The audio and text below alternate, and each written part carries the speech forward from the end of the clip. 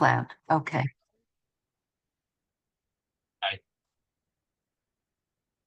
You go back to what you were saying.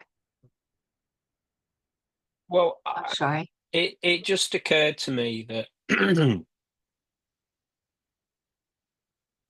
relationships is a really good example of an area in life where people are so culturally conditioned that they have to behave in a certain way, and other people need to behave in a certain way. They believe in this idea of a structure of a relationship where you have so many expectations and so many ideas of how things should be if it's going to conform to a good relationship. And sometimes when I talk to people about, I kind of ask them the question, is this idea of relationship, is that real? Is that written in stone? Is that a thing? Is that how it has to be? And when they consider it, they don't like to think that it's not true because they've spent their whole life trying to conform to this idea of how they should be and how other people should be in a relationship. They're conditioning everything, all the messages we get from the world, whether it's websites, books, whether it's blogs, whether it's dating apps, everything is like confirming this idea of this of how it should be and how we should be and how other people should be in order to have a lifelong happy relationship. The conditioning is so deep, is so deeply entrenched that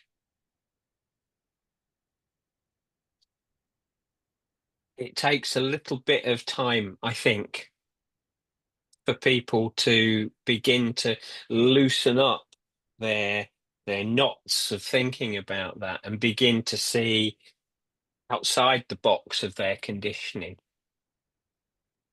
And But when some, they I'm but sorry, go when ahead. they when they do, when they Yeah. begin to see Yeah.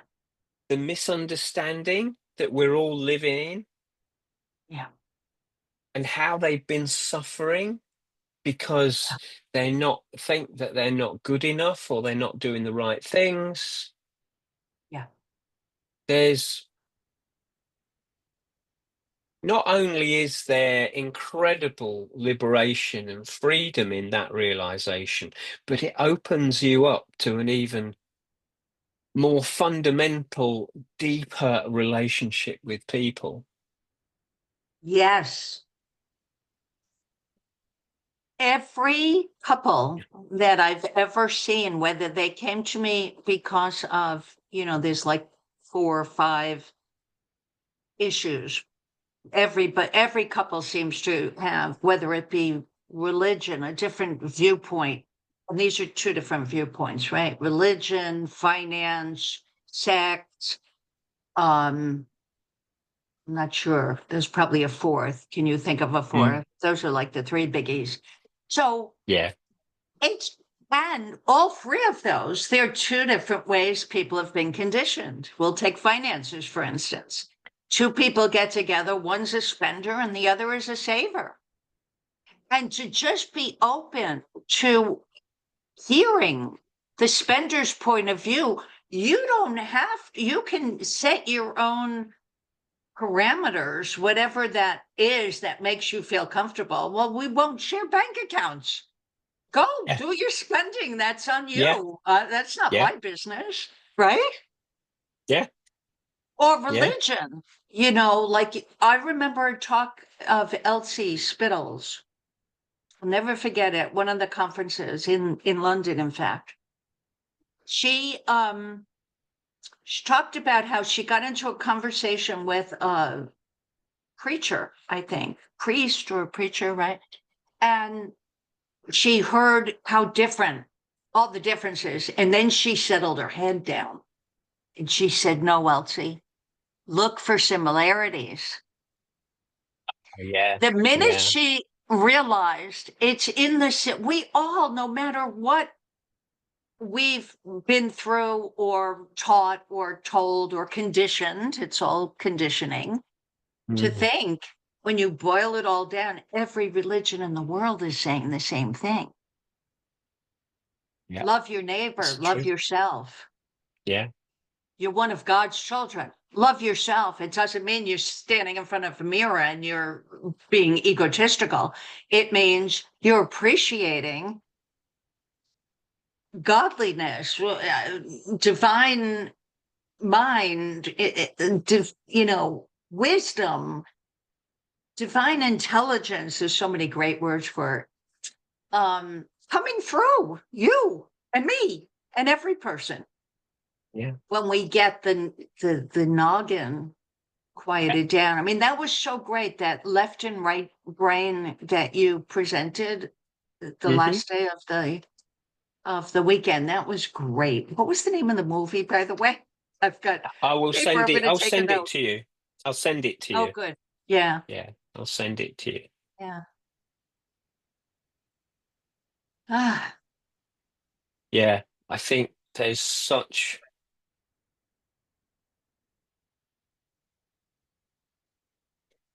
a huge misunderstanding in every area of life, but the relationship one causes a huge amount of suffering that doesn't need to happen.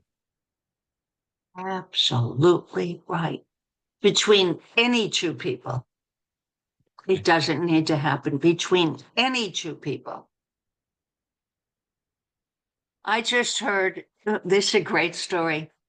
I think it was must have been a grandfather from Carl who was sitting next to me. I was just telling you that auditorium in the auditorium. And we got talking about, I don't know how we got on the topic before um, people came on the stage. So he said that his grandfather got married at age 92. Bless him. Bless him. Isn't that wild? To Oh, a woman who was a friend of him and his first wife for many, many years.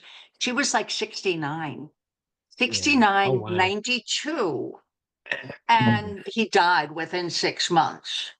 I Right. don't know, I didn't think I'll have to ask Carl when I see him again, what was the financial thing? What happened? But I did say, well, and he said, and now I'm going to be with a stepmother for lots of years. She's only 69, right? Mm. Mm. How old's he? She's a little bit older now, I guess, but he'll still be with this stepmother. So I said, well, how was she? Was she a good stepmother? And he said, well, there were lovely things about her, but she created a lot of trouble too, a lot of Really? problems. And that's a perfect example. It was her blind spot, but Mm. nobody saw how to point that out to her in a No. loving way. Hey, I don't know, Aunt Bessie, if you realize this, but you're pissing a lot of people off. And I love you, and I want you to know why. And Mm. you could take that and do whatever you want with it.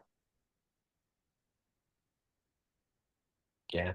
But instead, people just sit with their aggravation and their frustration and, And their oh, and they judgment. Yeah. complain to other people in the family. Can you believe it? Yeah. Bessie's at it again. Yeah. Yeah. Yeah. Yeah. Was she older than him? Who? She Was who? his stepmother older than him? No, she's the 69-year-old Yeah. who And married how the old was he? 92-year-old. Yeah, but how old was the guy you were talking to? Her So stepson. how old is Carl? I Hmm. think Carl's probably early 60s. I think Okay. Nellie, his partner Nellie, I talked to you about my walking Mm-hmm. partner Nellie. Nellie's probably, I don't know. I can't remember. We had a 60th birthday for her. Yeah. Yeah.